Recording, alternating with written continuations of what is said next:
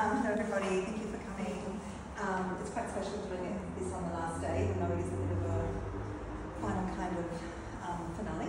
But yeah, just want to acknowledge that we're meeting today on what has always been known as the Eora Nation, land of the Bidjigal and Gadigal people, and it's been a place of creativity and making for a very long time. We're very grateful to be part of that place here. So I guess this work has been coming together for some time.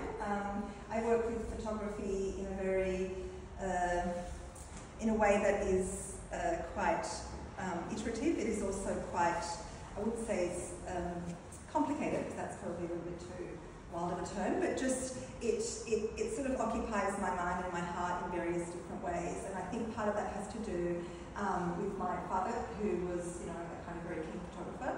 He obviously passed down some of that, his own journey, through image making to me. And part of it is, I guess, because photography is bound up in this way of making records, whether you think of that as making memory or kind of capturing, a lifetime of events for, to kind of manipulation. And I guess for me, most of my photographs that come from my families are still handprints. They are still photographs that were negatives, they were printed, my mother filed them into albums. And I often kind of re-experience them when I visit my family in Melbourne every couple of months, once or twice a year. So I guess I should, just preface this work that for a few years I've been really interested in kind of unpacking stuff. And when I mean that, I sort of think about literally unhinging bodies of knowledge, atlases, oceanic maps, various maps actually, various things that kind of hold some kind of account in some kind of order or seeming order. So when I started thinking about working with a negative, that was sort of a singular image. It was a kind of an image that, what am I trying to say? Maybe I'll just go back a little bit and just talk about how I found this image before I jump into that. So one of these trips back to Melbourne happened in between lockdowns. It happened in 2020 when I went back to visit my parents, and I was flipping through one of these albums, and of course there's this photograph sitting there between Poland, Germany and Australia. And for those of you, I'm familiar with so many of you, thank you, friends, colleagues. But for those of you that don't know me personally, I migrated here when I was a child from Poland when I was 7. And while my work isn't autobiographical directly, that kind of shift, that kind of, whatever that kind of trauma may have been, sort of sits within my practice on various different levels. So this is the first time in probably 20 years, I think, that it's resurfaced quite a lot more literally. I think that it has been for some time, and that's been pointed out through a number of conversations, which is wonderful. It also makes me incredibly nervous. Just need to say that. When I finished this body of work, I just sort of went, am I ready to sort of share this? But back to this photograph.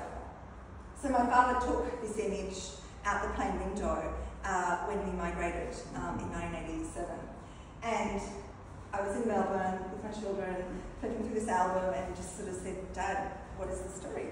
This is one photograph, what were you doing? You took this image." And he sort of,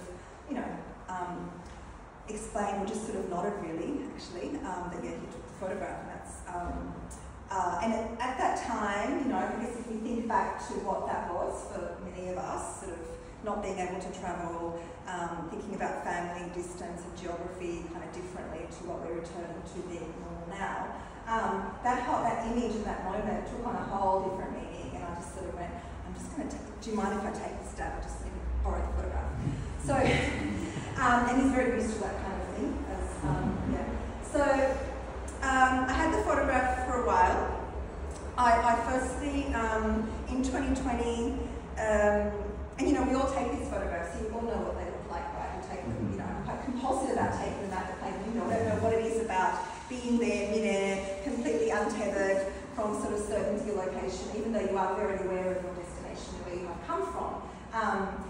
For me, I don't have any memory of that time of my life. I sort of had a bit of a huge gap of remembering. so up until sort of late high school or sort of early high school. So, so to me, it also has a very different a complexity, I think. And so I had this negative for some time, and I was this is the sort of the second, not part of the work, because the work you know is around this image, but I started thinking about this photograph a lot since I took it home that June, I think it was, in 2020.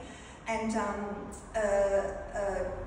Amanda, I don't know if you know Amanda Love, who does some work, and I kind of Amanda commissioned me as part of a project that she was doing for her home in her powder room during the lockdown period. Amanda sort of rang and said, Izabela, I'm doing this project, would you like to, you know, put an installation or something together? And I was quite excited by that, because I had this image, and I also had by that time come into, you know, I think I was at an op shop looking at books, and I found it was a 1962 pictorial dictionary of clouds, or pictorial, yeah, I'm not sure if I got the term right, but it's a pictorial sort of, you know, cloud kind of reference book. And within that were all these clouds, and I was quite obsessed at that point for the work for the commission for Amanda to work out what the cloud formation was on that day. But I was really adamant that I didn't want to share the photograph. So for that work, the photograph, which is used in these images, was never seen. I sort of had it at one point. I was going to use it as part of that body of work, but didn't, because I wasn't ready, and it was more about the speculative, you know, what was it, what was the weather, what were the climatic conditions, what were all these unknowns that were at play when I flew on this sort of very, you know, obviously pivotal journey that, you know, changed my life. So then, that was 2020. So then, you know, really that negative still sat with me, and, you know, my studio has got piles in it. I sort of collect things, I pile stuff up, a lot of it is reference material. And then by around, you know, a year and a half ago, I knew exactly what needed to be done, or what I wanted to start playing with in terms of this image and what it could kind of conjure up for me. So I wanted to sort of work with something that was very photographic, that used and could reprint the image, but not in a singular way. So the work ended up, and obviously working in colour, because I had tried some experiments with some other negatives in black and white in the dark room, and the kind of monotone kind of tone, it was a very different, conveyed something very different. So I was able to secure a residency at the Victorian College of the Arts. I was very grateful for my colleagues there, where I went to the VCA, who have an incredible darkroom, a colour processor, which is, you know, quite rare in Australia at the moment, to work with a large-scale colour RE4 machine, which I learned to print on, you know, 20-something years ago. So I had lost my touch, and I have printed a few years ago, subsequent, it wasn't just my first time in 20 years, but I had two assistants that were students of the VCA, and we sort of worked for about 2.5 weeks on developing the images over 2 different stints. So it was where, you know, I mean, working in the darkroom is really beautiful, because it is a very slowed down experience. I knew that I wanted to use the negative, and I guess the second part of that decision-making process of how to work with that negative was thinking about the books that I had pulled apart from their spines.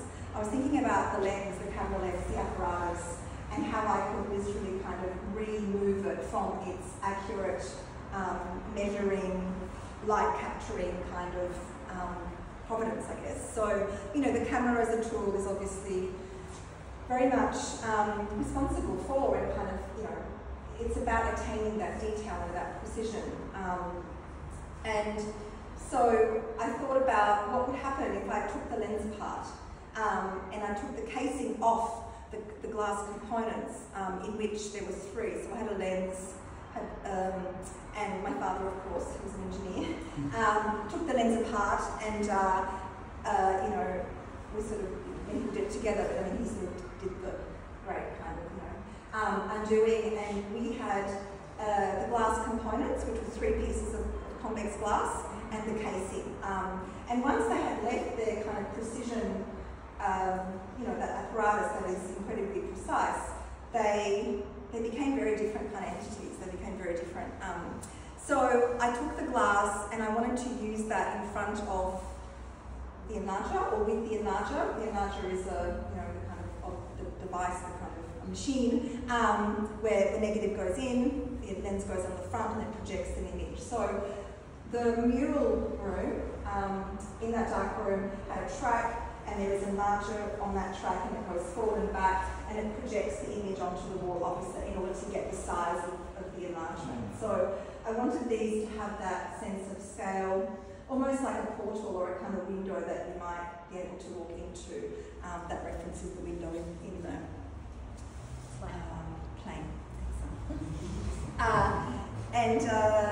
So it sort of, it worked in this really beautiful way where, of course, the lens, it kind of, obviously wasn't able to create a singular image, which I knew. And then in many of the images, it was able to also create this kind of chromogenic aberration, this kind of complete disregard of the image and its accuracy, and that there was a singular kind of event or a singular kind of moment, that there was a plural sense of something going on. So I worked in the dark room for that time. There was, it was really interesting because what would happen because of this lens being outside of its casing is that the glass would move, it would slip, and sometimes it would slip mid-exposure. So hence there is sometimes movement in these, sometimes it is the movement or just the lens being imperfectly kind of threaded together.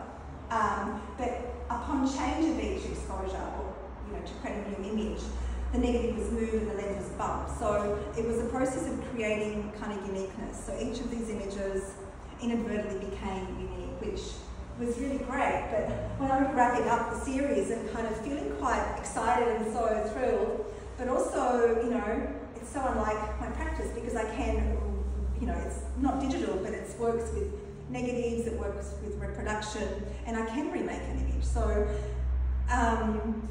yeah, it was really interesting, the sort of headspace that this work kind of gave. And then, I guess, the other element, so there was the kind of second variable was to do with the light and to do with the pink light, which sort of leads me on to the lumen photographs that I'll talk about in a second. But, when we work in the dark room, we sort of usually also try and avoid fogging the paper. Fogging is a way of incorrectly exposing the image to white light. And white light, as it appears in reverse, when it's projected onto a photographic piece of paper, is red on the colour wheel. So I would pre-flash this paper with pure white light without the negative inside in order to create a slight ever so fogging. Knowing that if I ever left that, button of that enlarger on for longer, and there was a few failures, let me tell you, it would completely go black. It would go red, and then it would go to deep, deep red, and then black. So this kind of moment where you're about to fog and completely remove, obliterate the image altogether, was at play in that kind of technical space. So it was sort of a way of like using the kind of pre-flash, like just flashing the paper with light, and therefore, because it wasn't in calculated increments that were the same across them all, that element of chance gave these a various sort of range of these pink hues. So this sort of way of fogging and almost overprinting, abolishing the image, is sort of what inspired or what led me to develop these lumen prints simultaneously. So the lumen photograph is a way of thinking about like a solar exposure. It's like a light, it's an image made by light onto photographic paper, negative, like an emulsion coated paper, traditional dark room paper, I guess. In these are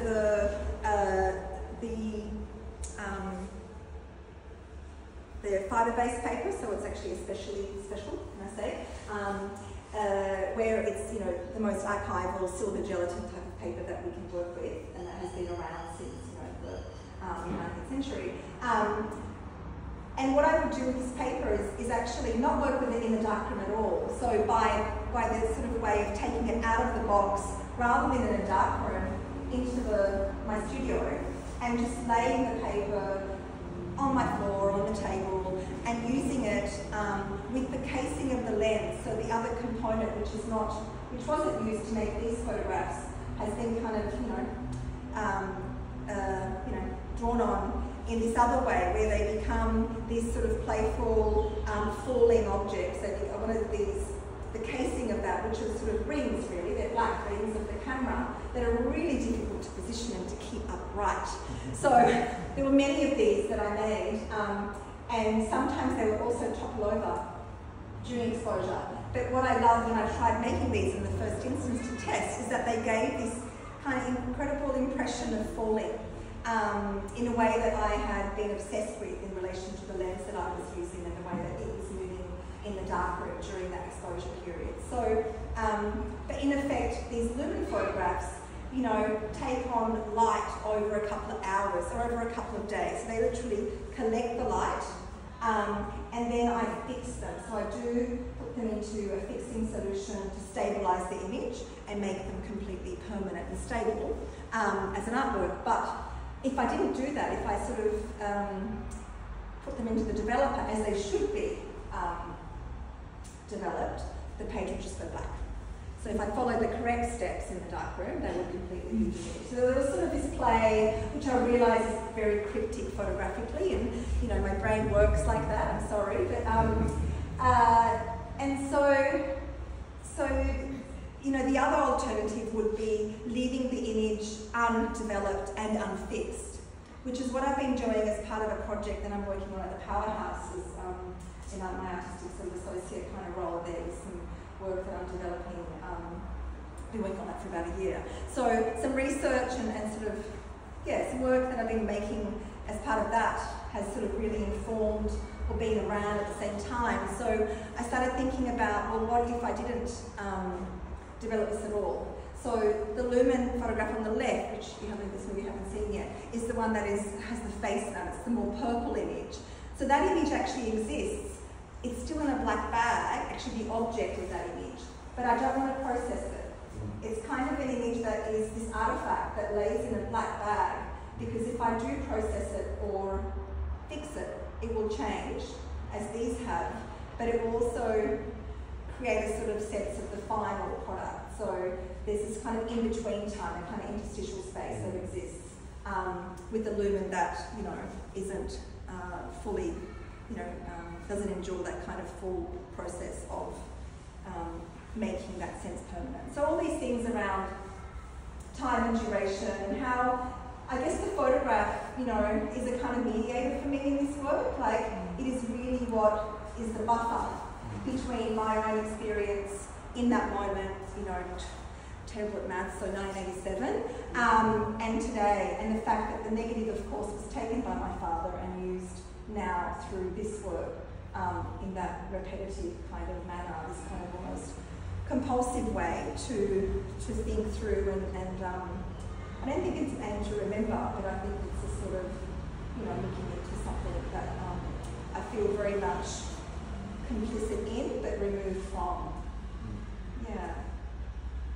And actually the final thing, sorry, I should mention, my hands there at the back, which lay on a pile of books, and they are all the atlases and kind of various encyclopedias and Reader's Digest volumes that I've worked with over the last couple of years. So I wanted the hand to kind of rest on those, but the hands are my hands, and so this is a bronze work. It's quite modest, I realised, but this incision of myself back into the work was really important. And I first made a sculptural work in that way for a commission at Bundanon a couple of years ago for the inaugural exhibition. I worked with a large-scale installation onto which there were these easels, these painting easels, leaning, kind of almost propping it up. And they were held by my hands that were these bronze kind of castings, this taking on the weight of this burden of this architectural kind of movement and push onto the cliff or the hillside that the building was positioned into. So it was a bit of a poetic or a kind of gesture, I guess. So I knew I wasn't quite done with the hands, and I sort of wanted to almost, to kind of house them, to kind of treasure them, or treasure this sort of object. So I made the work by taking, it's almost like an incision, but it's the hands hold the lens, the reverse of the lens. So the lens rings are kind of pushed in and into the skin to kind of, it's a bit of it's a kind of surrealist, I guess, sort of strategy, if you like. But it was something that I think, not perhaps with intention, but with, as I work, it's very sort of, I work slowly, I respond sometimes from one work to the next, and so building up the body of work, this was that last component that I felt completed the sort of circle or cycle of this kind of series. Yeah. And interestingly, if I, image after image, the title, which I want to actually begin by explaining or sort of sharing with the kind of the ins and outs of, the after image is this way that we, talk about the image that's left in your kind of mind's eye or in your retina after you receive a flash of light, right? An after image is also a journal, kind of one of the first sort of photographic presses that comes out of Rochester University of photographic theory. It's also a kind of photographic term. So I kind of wanted to think through the idea of this kind of image after image after image, this kind of rhythmic kind of compulsion to kind of sift and look through images and how they sort of point back to a kind of very personal, journey, I guess. Yeah. Thank you. Probably a few things that I'm going to share, but I want to share before you spoke too much. That I don't think you actually, whether people have realised, but you didn't actually say, there's 7 images to represent the age you were when you arrived, so that's the significance of the number of images. And we're not a gallery that uses red dots, so you will never come in here and be able to work out what's sold and what's not. And it is something that I know people feel differently about, and even some artists feel differently about, but we really want people to come in and love the work because they respond to the actual piece, not because there's a red dot and they think it's almost sold out, so they should grab something. It really becomes the response that they have to that. And there's been 2 responses to this body of work. One is that the whole 7 should have stayed together and gone to a museum, and that has really been the resounding comments that we've had both from private collectors and curators. Unfortunately, museums were too slow, so the 7 was not available to go anywhere.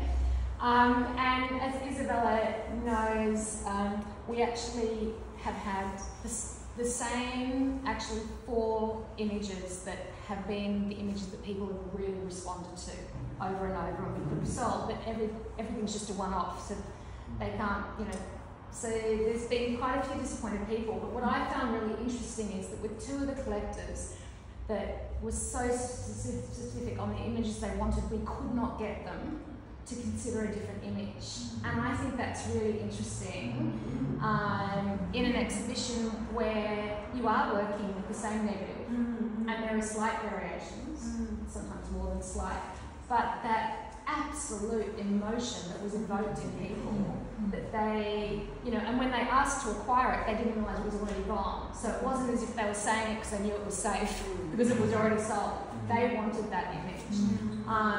And that makes me really excited, because it really means that what you are doing is really resulting in creating that emotional response that people have. And then when they listen to you or they listen to the story, then they get the intellectual response with how you understand the process of photography. And what we talk a lot in here when you're not here is that you are a photographer that really chooses the way to process that image that is an extension of the image itself.